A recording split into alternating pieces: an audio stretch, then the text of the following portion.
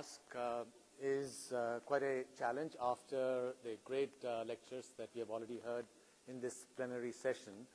But what I'm going to do is perhaps go on some ground that has already been covered in talks today as well as previous days, but do so in order to make a point which is somewhat different, with a slightly different focus about the problem and nature of consciousness.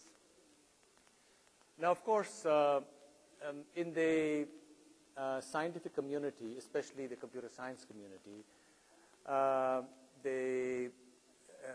the phenomenon of consciousness is seen as a consequence of complexity. And therefore, one question that is often asked is, will future machines be conscious? Just a couple of months ago, Europe has launched a €1 billion human brain project. And in the US also, there has been a talk of a comparable effort in looking at brain from a connectivity point of view and try to find an answer to what the brain does and how it might be affected or related to consciousness. And we've already heard in at least two talks this morning about how it has become possible using functional MRI to communicate with an individual, or if an individual has been given a set of different ideas or narratives, and if that person were thinking of them, to just by looking at the points at which the brain has lit up to determine as to what the thoughts were. Now, one of the earlier talks looked at brain activity, the activity in the neurons, and looked at the behavior, large-scale behavior, and looked at characteristics such as the power law and so on. And what's interesting is that something similar is also being done these days using similar graph theoretic models for social networks, for example. I have a PhD student who's looking at large-scale social networks, and we find once again that the behavior has a characteristic power law associated with it. And therefore, if one were to take a step back, one sees that, all right, here is the connectivity of all the hundreds of millions of individuals who are part of a social network or different social networks, some of which are connected. And this behavior has signature or patterns which are very similar to the behavior that we get for the brain. Now, what we are doing is saying that, well, these signatures are associated with different levels of consciousness, but we are not doing so for the social network, which tells us that clearly, while all this activity is a signature or a trace of consciousness, it itself cannot lead us to what the phenomenon of consciousness is, because we are seeing a parallel of these traces in a social network, and we would generally agree that the collectivity of all the individuals on Earth cannot be viewed to be conscious in the same sense as an individual is. Okay, now, where do we go out of this or from this? First of all, we have the question of autonomy. It's been found that the decisions that an individual takes are already prefigured in the brain in that specific, let's say, motor cortex region about 7 seconds earlier.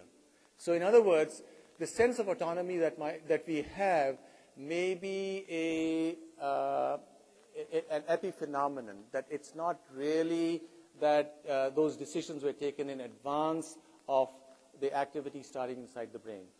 And we also know that a lot of our ordinary activity or behavior is a set of scripts.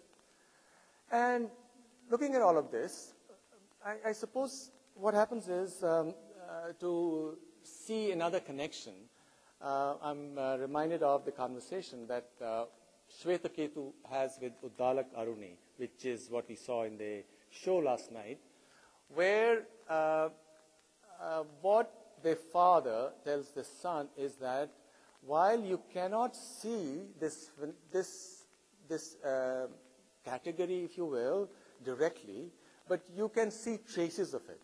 And perhaps what needs to be done, and that's why all the physiological studies and all other studies are so important, is to then, looking at all of these traces, infer what this phenomenon might be like.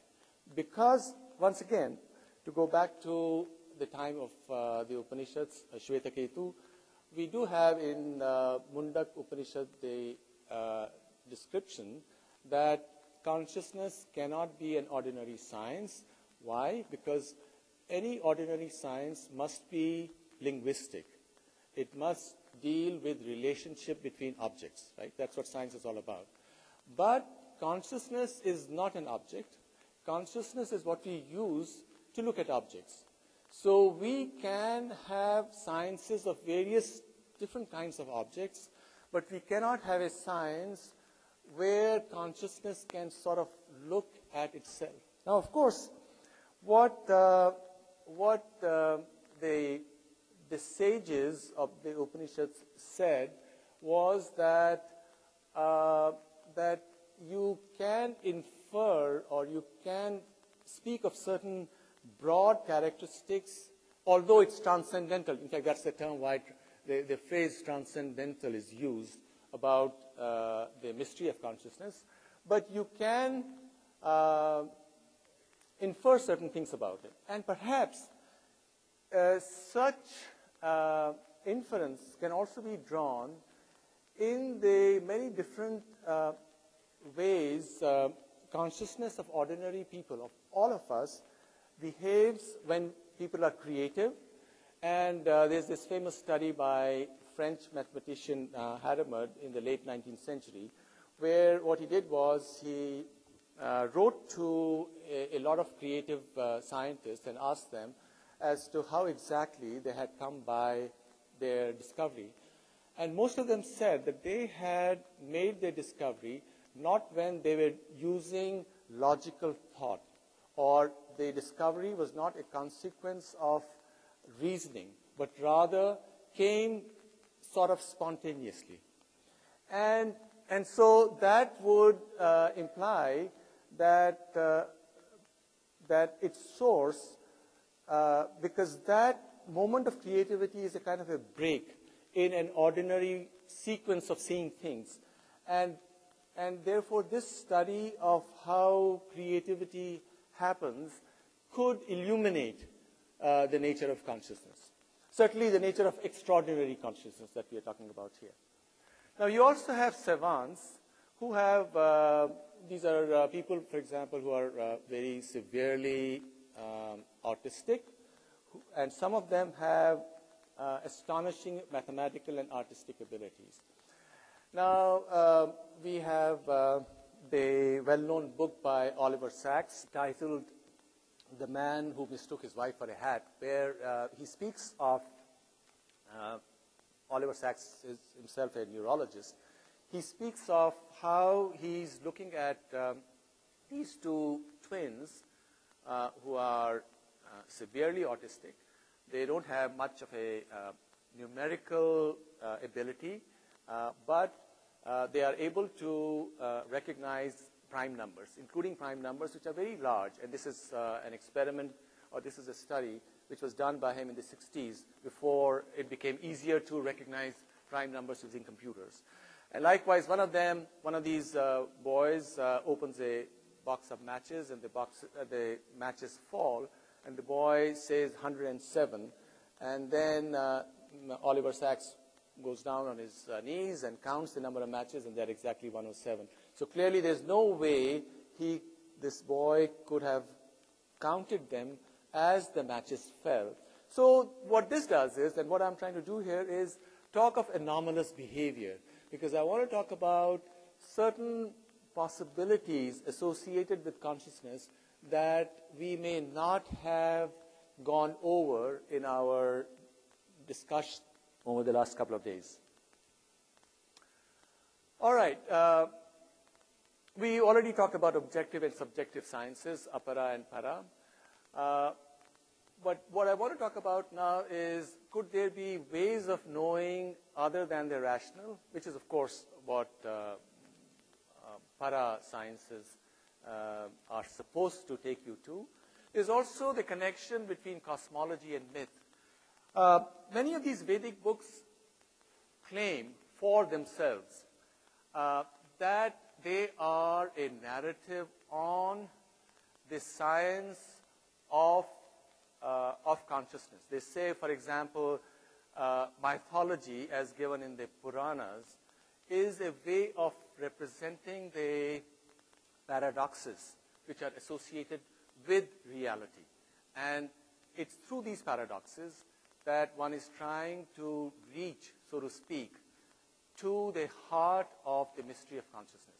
In fact, there's a very interesting dialogue in the Bhagavad Puran where Yudhishthir goes to Narad and asks him, what is the way to obtain, or what is the purpose of one's life? And how does one obtain knowledge? And what Narad tells him is that, well, you study all the normal sciences to the extent you can, but then this study will take you to paradoxes of different kind. And once you have reached these paradoxes, that is what will give you the tools that you need to go on to the next level. Which is, in different terms, what one is trying to say is that all of us in our lives have those moments of epiphany. We've reached a point of crisis in different, perhaps in an academic discipline or in one's life or in one's understanding of one thing or the other. And then there's a crisis. And at that crisis, sometimes, there is an epiphany. And then suddenly you reach a new state where all that crisis gets resolved so that you have reached a next level of understanding. And therefore, these paradoxes could be a ladder. Now, as to where this ladder goes, this ladder could not stop. Why? Because if this ladder was finite, then in principle, you should be able to describe the nature of this ladder through some linguistic narrative. But that negates the point that we made in the beginning, that the mystery could not be encapsulated through language. Now, what I'm trying to do then is that if that is the case, then one might ask, should one give up? And what I'm going to make the point in my talk is that, no, it is possible for us to speak in terms which are much more than anecdotal, and perhaps we would be able to establish that this phenomenon is much more than what any mathematical or other structural approach to reality is going to take us to. All right, this is something that has already been covered, and Menas Kafatos spoke very eloquently on this, that the universe itself is one with consciousness. Now, we do have duality at the phenomenal level between matter and consciousness, as we all know. And we also know that there are counterintuitive ways in the workings of the mind, which Menas in his talk yesterday described as mind itself being the problem in approaching the heart of consciousness. First of all, you have to destroy the mind, and only then mind can be an ally in making further progress. Now, of course, there are these two approaches. This is the Western approach, materialism, where cognitive capacities arise out of the body, while this is the inverted tree of the Bhagavad Gita, for example, that all the multiplicity that we see has a single source. There is also, in Indian way of thinking, this magic cube, which are 6 different ways, all of which lead to different paradoxes. So these are the 6 darshanas. As if one were in a cube, the 6 different sides provide you different perspectives, which are different. But then when you examine them, that will tell you how you can join some of these perspectives to obtain a higher level of understanding. This is a different way of representing the same thing. All right, now we've already spoken informally about tension between opposites as a hallmark of consciousness. And this tension between opposites means that paradoxes are embraced. The Greeks talked about the universe being either things or change. And what's very interesting is that quantum theory is one which says that really these two perspectives are the same, because in quantum theory, the equation, the Schrodinger equation, is that the change itself is equal to the state. The rate of change of the state is equal to the state. So these are the two ancient paradoxes or perspectives that the Greeks talked about. All right, now we have two complementary representations. Without observation, system unfolds deterministically. And in quantum theory, mutually exclusive attributes coexist within the system, and observation leads to choice between different possibilities. And, of course, measurement leads to collapse. System has entangled subsystems, and entanglement is stronger than random correlation. So that if you had two entangled objects which are very, very far apart, and if there was an observation which was associated with heads and tails, if you got this from observing this particular object, you'll get just the opposite, observing the other. Now, of course, there are two interpretations. One is the old Copenhagen interpretation with its system-observer divide. And it's not a realistic position, because what it says is that you cannot speak about what the universe is. You can only speak about what you can know about the universe. And the measurements are associated with a probabilistic interpretation. Now, on the other hand, the many worlds interpretation is a top-down view.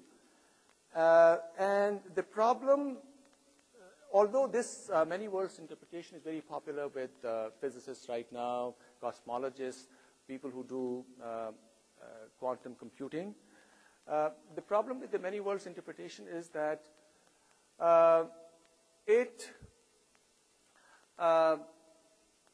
makes the superposition state as one where the observer is already in a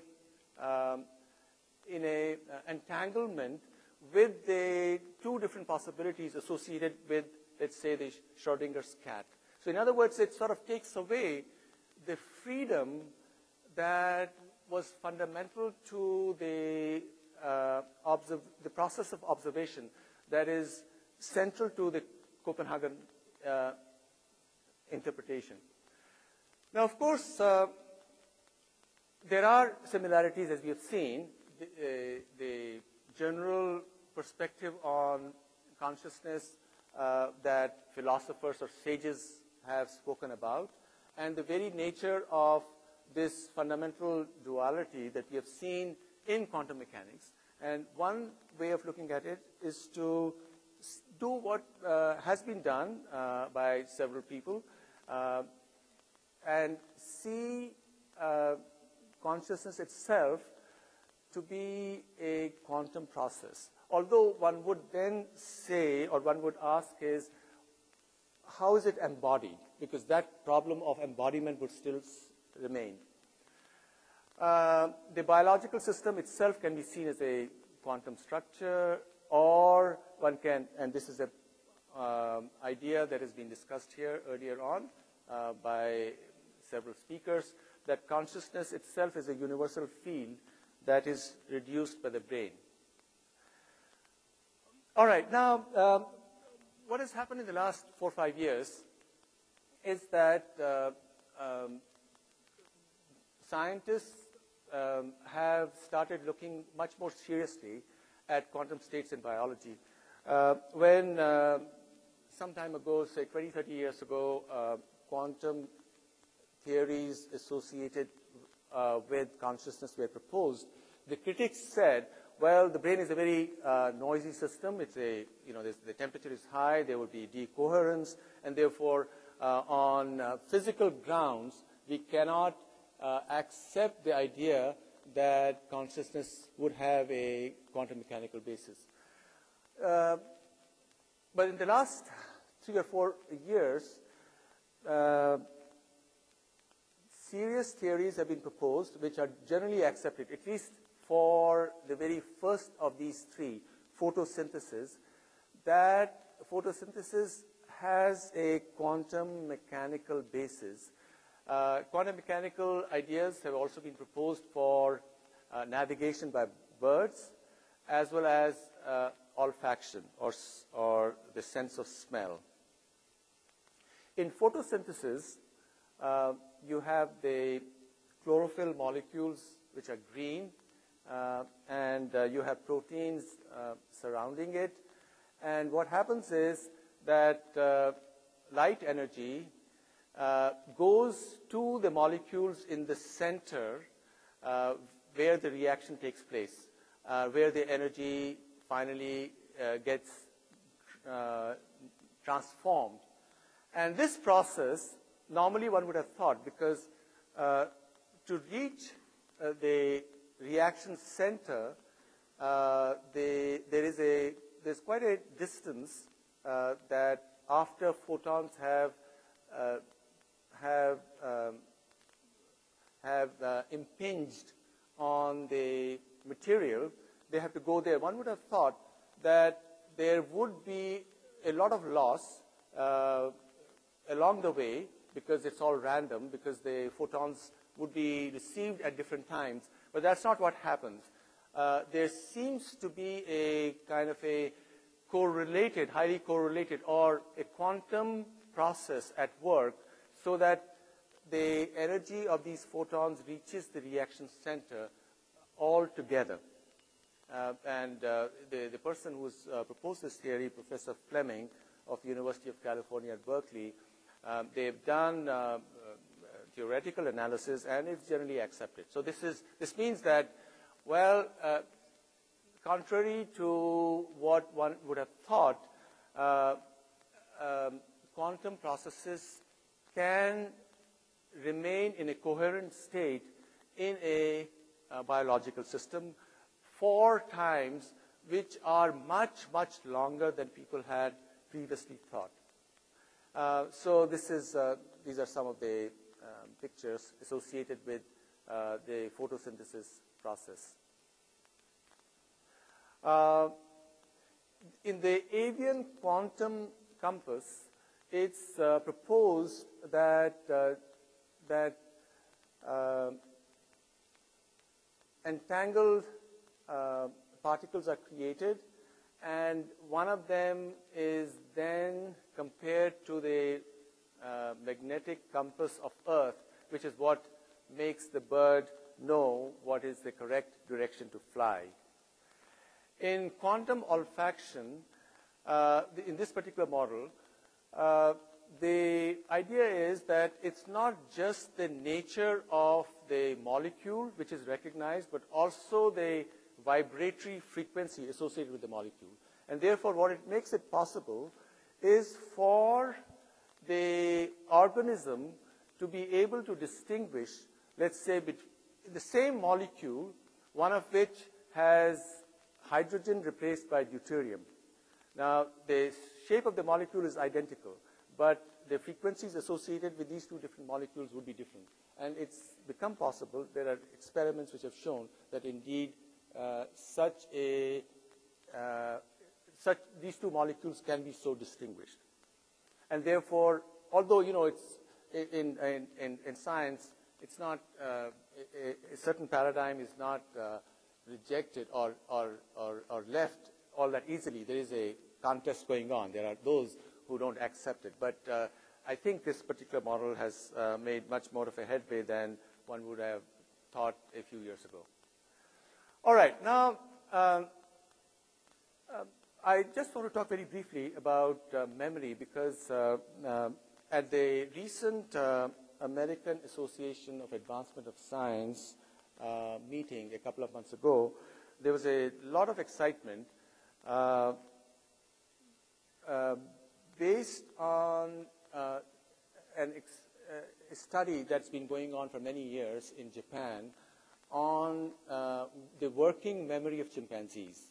And it's been found that chimpanzees have memory which is much more than human beings have.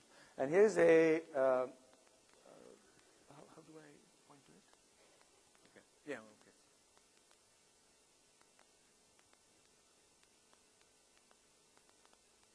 All right, let's just... Tsuzawa at the Kyoto Primate Research Institute in Japan has devised a memory test for the chimpanzees. His star pupil is a 7-year-old chimpanzee. Show him the numbers 1 to 9, and he'll put them in the right order, pointing to them one by one. Every time he gets it right, he receives a treat, a tiny piece of apple or half a raisin. But now, the researchers make things difficult.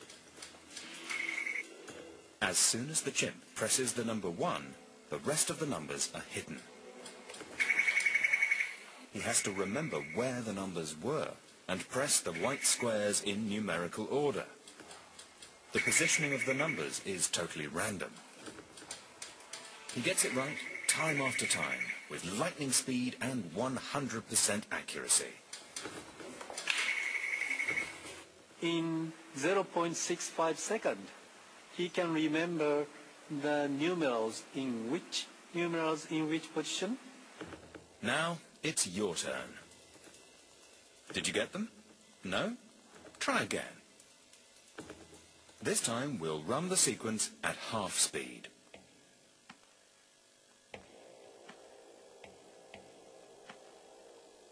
Still too difficult? Try at a quarter speed.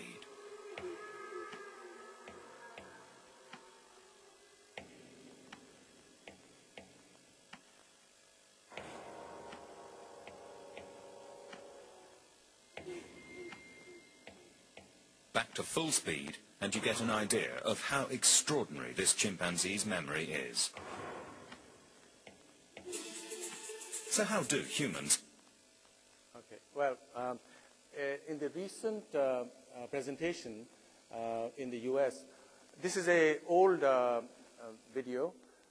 This same chimpanzee, I think he's about 10 years old, his name is Ayumu, now is able to do it for 19, from 1 through 19. And he can do it without any error whatsoever. And obviously we can't match it, and therefore the question that arises is, how is it done? And is it possible that indeed, so is there a quantum basis to memory? And in the more speculative ideas that have been discussed here, can there be entanglements across space and time? And what might that mean? In fact, some of those questions were asked in the session today itself. And this takes me to anomalous events in literature.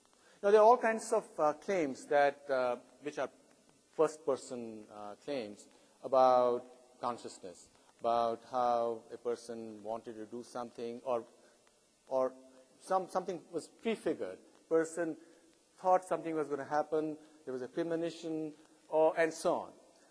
But as first-person accounts or as anecdotal accounts, science cannot take that as proof of anything which is beyond what would be considered local, because as far as a materialist approach to reality and consciousness is concerned, things should be local.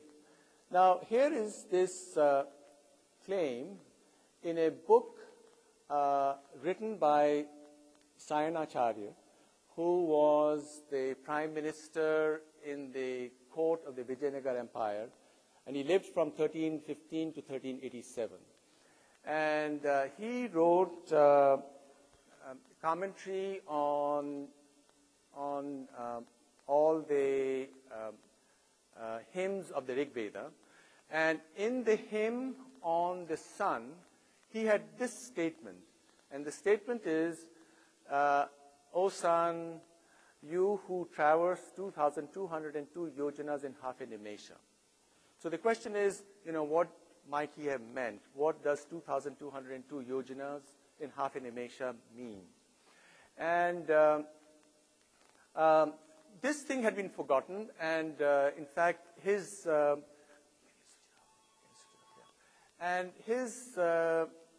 text was, there are many manuscripts that we have from the 14th century, and the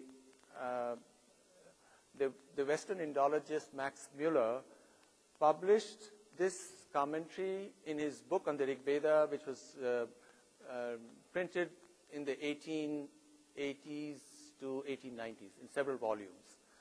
And nobody paid any attention to it until about 20 years ago. Somebody from Pune said, well, yojana and nimesha are well-known units in Indian astronomy. In fact, in Indian astronomical texts, this is the way these units work. One day is divided into 30 muhurtas. Each muhurta is 48 minutes. Each muhurta is divided into 30 kalas. One kala is 30 kashtas. One kashta is 15 nimesha. This is standard. So one day is so many nimesha, and therefore one nimesha is exactly 16 over 75 seconds.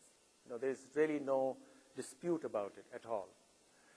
Now, yojana is much more complicated. Why? Because yojana is what was used by astronomers such as Aryabhatta, whose name came up yesterday in the show, and by Bhaskaracharya and Varahamihir, and some of them used it somewhat differently. But the standard measure of yojana in the Arthashastra is 8,000 dhanush, or bow lengths.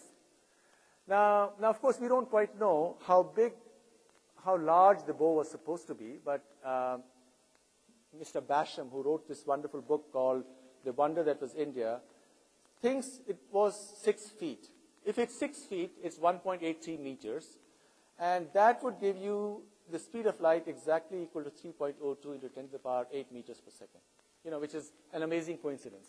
Now, what happened was that when I got to hear of it in the 1990s, I looked at this, so I thought, well, one possibility is that when Max Muller interacted with correspondents in India in the 19th century, maybe somebody was already aware of what the speed of light was, and they interpolated that into the text of Sayanacharya, so that Indians could later on claim that they knew what the speed of light was. But this is not possible because there are many original manuscripts which are extant in different libraries. So that's not possible. Now, what I did was, so clearly what one could say is that, well, it's a coincidence, but is there some other possibility that may be associated with it? So what I did was I looked at the descriptions on astronomy in the Puranas, And I found that, in fact, and these Puranas go back to at least 500 AD. The earliest Purana is supposed to be Vayu Purana. And people think that it's certainly 500 AD, if not earlier. And we find that this number, 2202, is present in a certain form there itself. And in fact, in the Puranas, in Vayu Purana, for example, we have a very confused idea related to the solar system, but it's stated that the sun is 15.7 into 10 to the power 6 yojanas from the earth. Now, this is stated very clearly. The rest of the description is totally confused. Now of course, first thing is that this number is much larger than other ideas of the size of the solar system which was extant in ancient world. In fact, generally it was believed that the sun was about 500 Earth radii away from the Earth. This is the general belief. Now, in Kashmir, one yojana is 9.6 kilometers, and this also turns out to be the modern figure. Now, the point I'm trying to make here is, I'm not trying to suggest that there were instruments that people knew what the distances to the sun was or what the speed of light was. But rather, I want to take you back to the suggestion that research makes, which is that discovery is made sort of spontaneously. Discovery is not made by way of inductive thought. And if that is true, then it's possible that apart from ideas, and ideas are general shapes, geometrical ideas and other ideas, or forms, which it's easier to see how they can spontaneously arise because the mind thinks in terms of ideas, in terms of abstract ideas or geometrical ideas. But possibly there could be another element to it, and that element is a numerical element. In fact, let's go back to the Greeks themselves. The size of Earth that the Greeks assumed was very accurate.